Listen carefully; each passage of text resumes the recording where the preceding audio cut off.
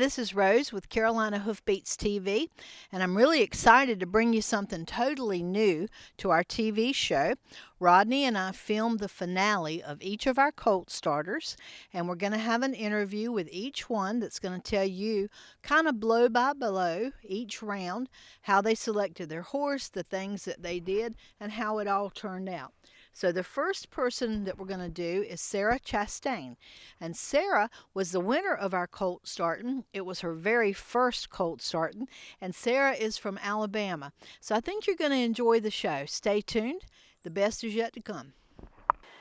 Hi, this is Rose with Carolina Hoofbeats TV, and we're very excited today to talk with Sarah Chastain from Alabama. And Sarah did her very first colt starting competition recently at our Everything Equine Expo. So Sarah, can you tell our viewers a little bit about your horse experience leading up to this event? Yes, ma'am. I actually train horses full time. I've been training for the public for a few years now. I do colt starting every day.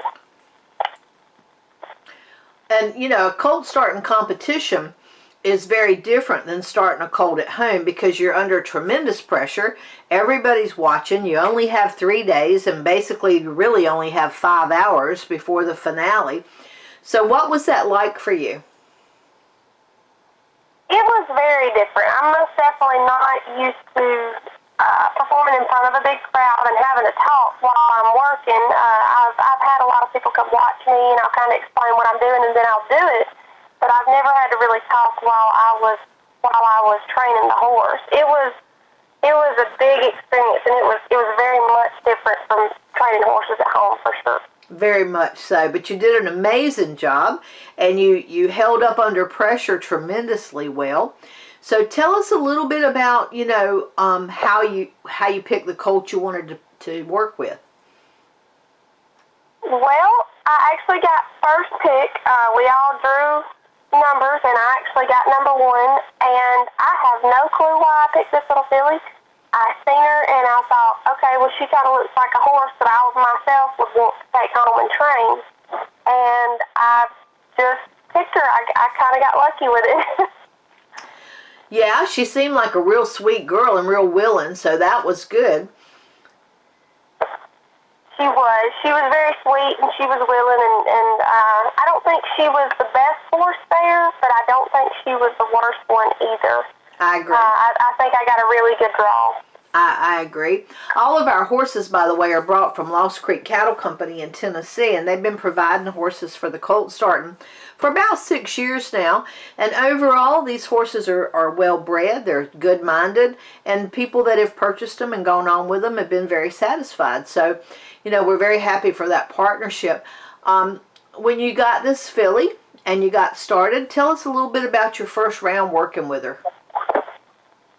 Well, the first round I went in, and they're not really good halter broke, so I went in and I just worked on getting a halter on her. And when I got the halter on her, I put a little pressure on it to get her to lead off, and she actually flopped over and laid down. And I was like, oh no, what did I get myself into? Sorry, but once I got her going, she was like, okay, well, this is what you want me to do. This isn't so bad. Okay, and she started just going with the flow once she realized, hey, this ain't too awful. Right. And, when these horses come, they've not been halter broken. They've actually been loose on probably a 1,000-acre farm, and they have been herded up and wormed, and given their shots and their feet trimmed and loaded on the trailer, and that's really about all that's ever been done to them. So you do kind of start from scratch with them. Yes, ma'am, and you could tell, that she had seen people, and she wasn't terrified of us, but she didn't know what I wanted of her. She didn't know anything at all, hardly. Right. So your first round, you got her haltered and you got her leading a little bit. So what did you work on the second round? Well, the first round, I got her haltered, I got her leading, I desensitized her to a tarp, I got her flexing really good and kind of starting to lunge out, and I actually did what a lot of people call the Jeffries method, and I got on her bareback and just rubbed all over. I was one to get on my horse, just bareback. In the second round, I worked on getting her saddled, and I actually rode her the second round. We walked, trot, loped, stopped. She did really awesome the second round. She didn't really get the first round once she figured it out. So the second round, you were actually able to ride her. That's pretty impressive. Yes, ma'am. I saddled her up. She took a saddle real good. She didn't want to buck. She didn't want to run off. She did really good with the saddle in, and I lunged her around for a few minutes, and I worked with her, and I said, you know what, I think she's ready to get on, and she was. She did great. Now, what kind of gives you a clue that they're ready for that first ride? Well, number one, I don't want them to have what we call sticky feet. I want them to be able to move out. Whenever I cluck, I want them to know that means go, because I don't want that to be confused in the saddle. We teach that on the ground. And then, when they get good and relaxed, like if she's worried about me, if she's worried about the saddle, if she's worried about my helper, I always have a helper in the ring, she's not ready to get on. So you'll see them kind of relax, and you'll see them kind of get comfortable with everything. And I'll get up in the stirrup and kind of lay over them and just make sure that, they're not worried about me getting up there. And once again, like I said, they're moving their feet out really good. And then we get on, and she did really well with it. That's really fabulous. Now, so that was the first day, the first 2 rounds. And what was your strategy for the second day? What did you hope to achieve? The second day, I just hoped to achieve getting her riding better. She rode out really good in the first round, but she was a little sticky. She was lazy. Mm-hmm. And so the second day, I was like, okay, let's get her driving a little better, and let's get her moving out a little bit better.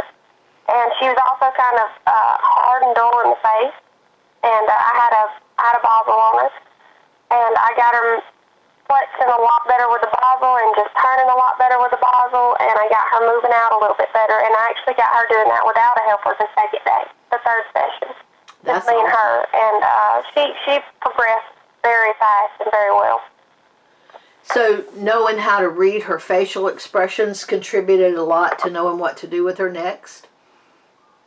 Yes, especially whenever you're timed with these colts, you don't want to push them too far, and but we still have to make progress. Right. So I watched her, made sure she never got uncomfortable, and she never did. She was just kind of cool with everything.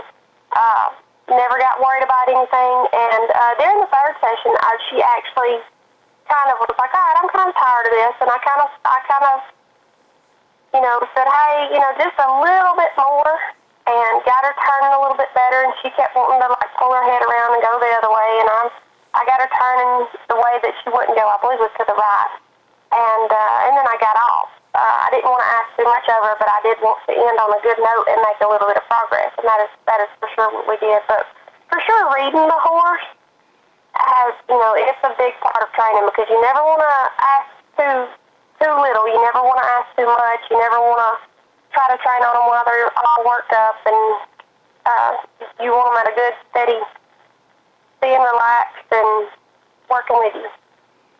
Absolutely. I know that everybody was impressed with the job that you were doing, and I noticed that even though the competition was quite stiff, we had some very well-named colt starters in this competition, and this being your first, you did a great job of not letting that get in your head and intimidate you. Our souls wander in similar places. Even though we may not know each other, we touch the same wind, we walk under the same sky, and our hearts wander in the same dreams. We are one, women just like you and me. Our show explores women in the horse industry as they share their dreams, challenges, successes. What drives these women? Well, let's find out.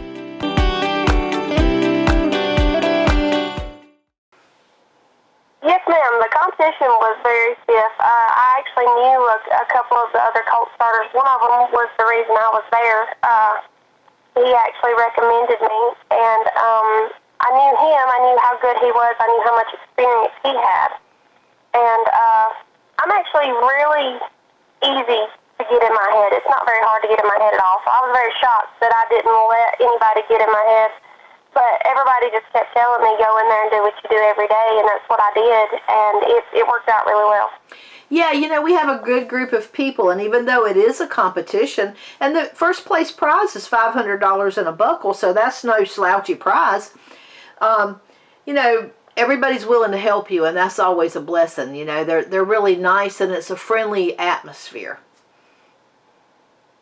Yes, it was a very friendly atmosphere. All the colt starters helped each other. At some point, I'm pretty sure everybody was nice to each other. We all got together before and after and cut up, and a lot of them went out to eat. And very friendly competitors, very good competitors.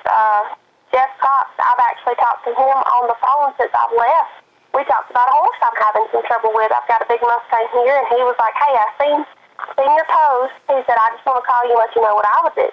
Right. And they have just been so awesome. They were awesome there, and they're still, every one of them is just so sweet. And we all still talk now. That's wonderful. The ones that I didn't know before.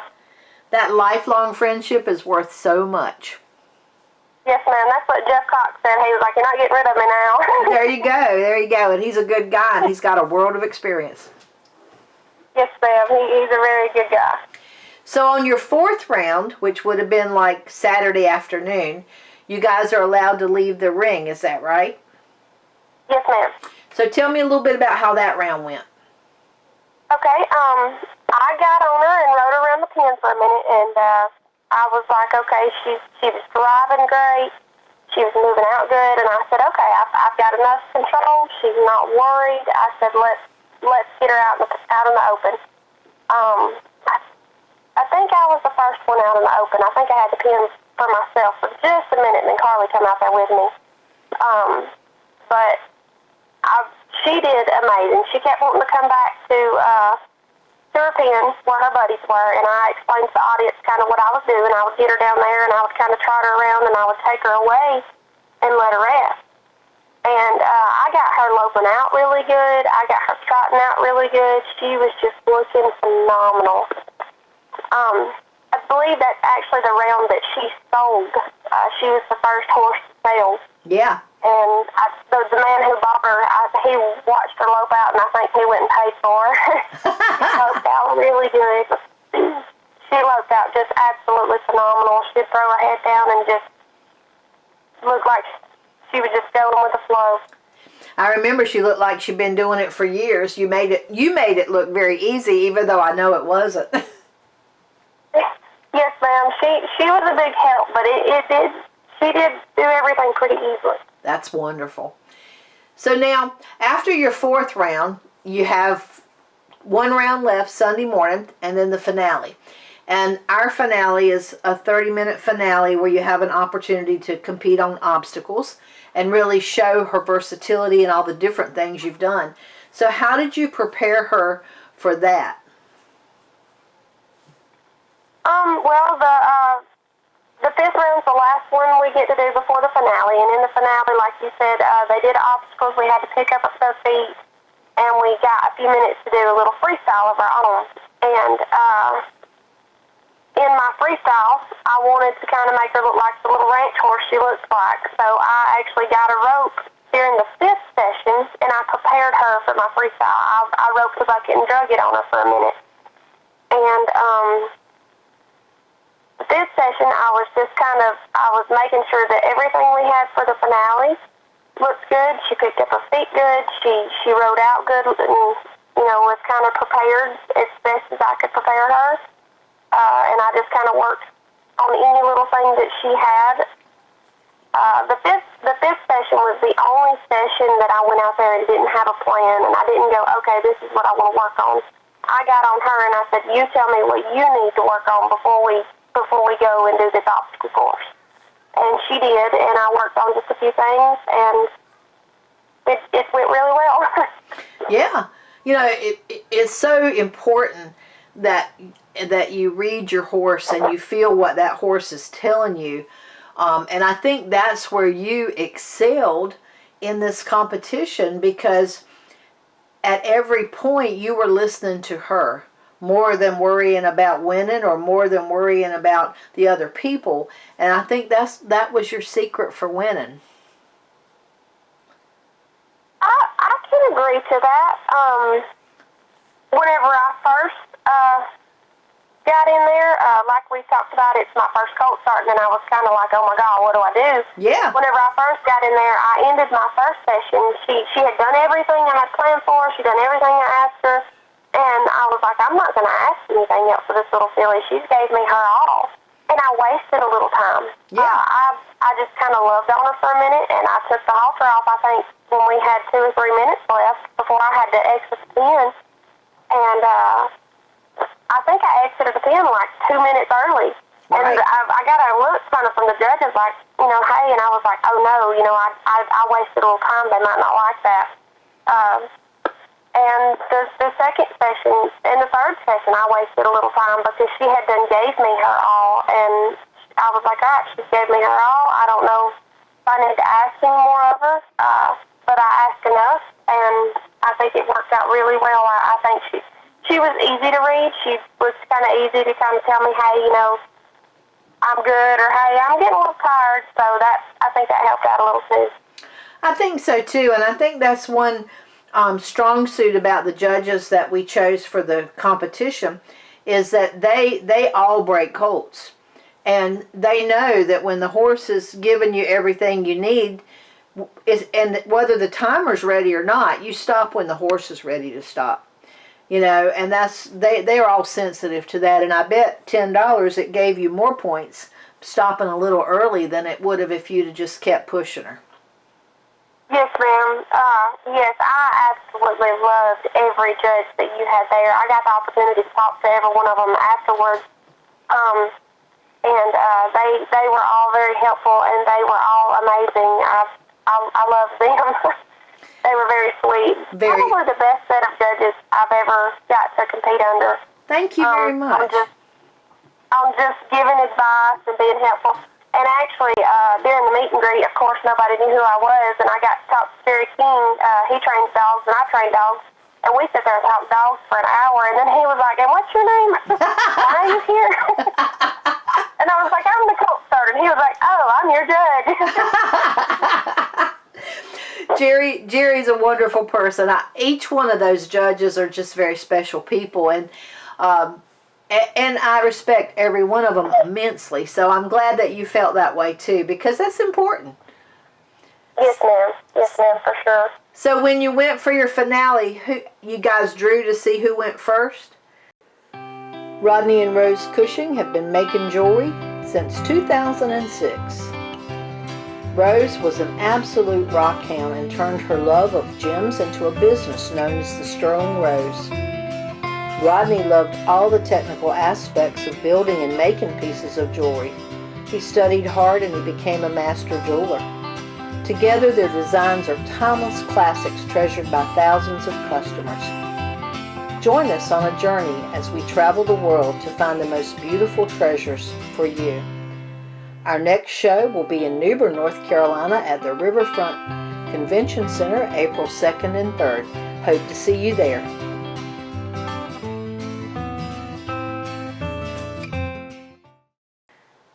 Yes, we did. And how were you placed in that? I was placed fourth, which I thought was just exactly where I wanted to be. There were 6 competitors, and I thought, I get to watch a few people, and then I get my turn. I don't have to go first. I hate going first. Right. And so I actually really, really liked my spot in the finale, but I was fourth. That's good. You would think I wasn't even there, but I'm usually so busy I don't get a chance to watch much of it until I get to watch what we filmed. So, who went first? Johnny Cook. Okay. So you had a chance to kind of, if I was doing it for the first time, I'm like you, I wouldn't want to go first because I'd kind of want to see what the other folks did to have a feel for what I needed to do.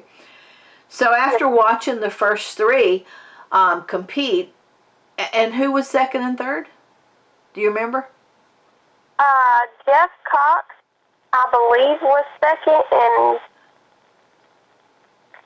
Carly Willis, I think, was third. Okay. Well, that's good Ooh, because... no. I think TJ was second and Carly was third. That's right. TJ was second. Okay. TJ Cliburn, I know you didn't know him much before the thing, but TJ has been a trainer for a long time, and he's broke over 600 colts in his lifetime. So and he works a lot with Mustangs, but he also works at a warm blood farm and trains Blue Chip Farms, I think is the name of it, and trains big time competitive warm blood horses. So he's a wonderful human, and you can call him anytime and ask him questions, and he's a wealth of experience without a doubt. Okay, I did not know TJ, but I'll tell you what, TJ is a hoot. He is. He's so much fun. He is, and he really impressed me with the horse because whenever he got in there for the finale, I think everybody's jaw dropped over. I think we were all like, this is not the same horse TJ has been training for the past 2 days. I agree. He had a tough one. It gave him a lot of trouble before then, and whenever he got in there for the finale, I think it done everything he asked it. Yeah. I looked up myself and I said, this is not where we started. That's for sure. He's come a long way. He made a lot of progress. I mean, just a tremendous amount of progress. So tell me, what was your plan going into the finale? What were you thinking? Well, I was thinking just do the obstacle course and slow and steady and do a little something for your freestyle because I had seen everybody else do that, and I really didn't know we had to do that, so I didn't prepare too much ahead until the 5th session. But I didn't have a plan. I was just like, don't forget the pattern. Yeah, right. Just take it easy and let this little filly do what she does, and that's what we did. Did any of the obstacles give you any trouble?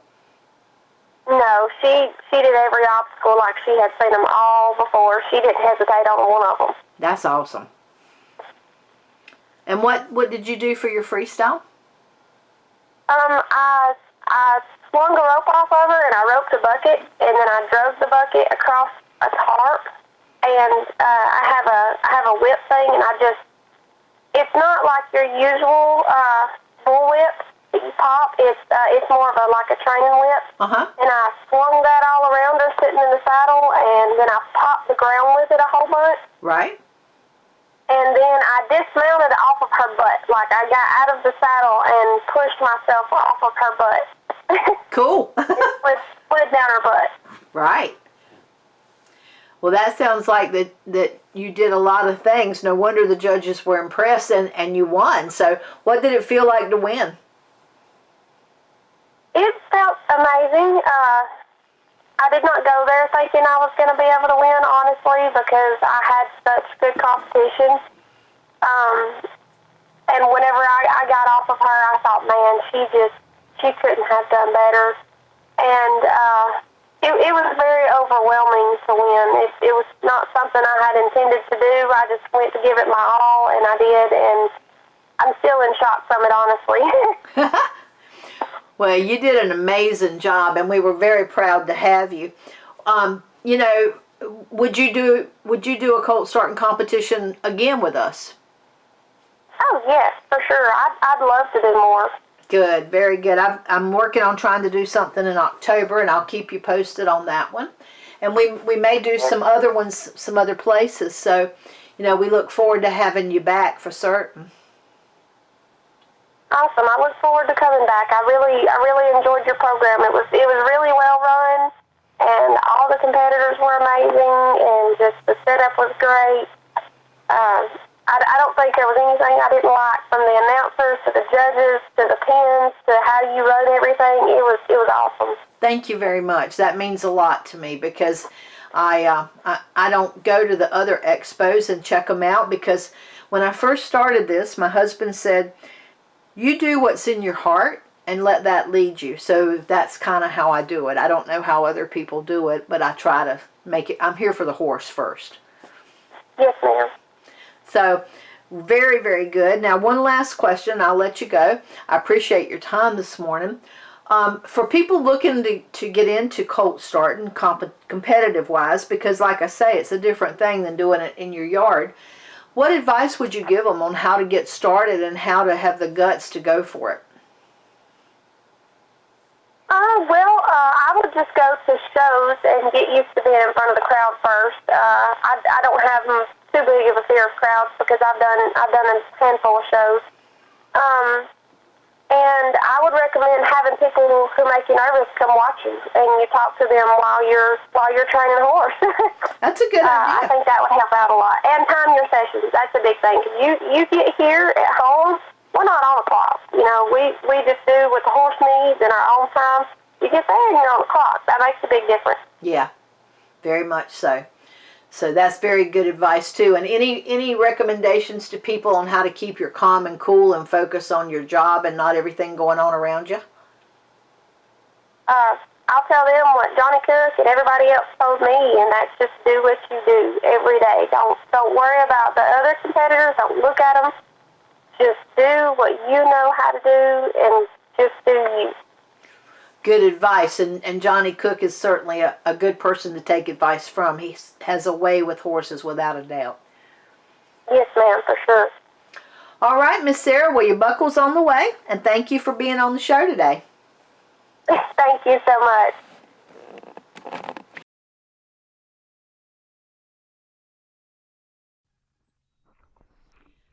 Well, Sarah Chastain is a pretty amazing young up-and-coming horse trainer, isn't she? And if you want to know more about her, you can go to today's Horsewoman podcast and catch the podcast that we did with her. So I appreciate you watching as always, and stay tuned for our next episode.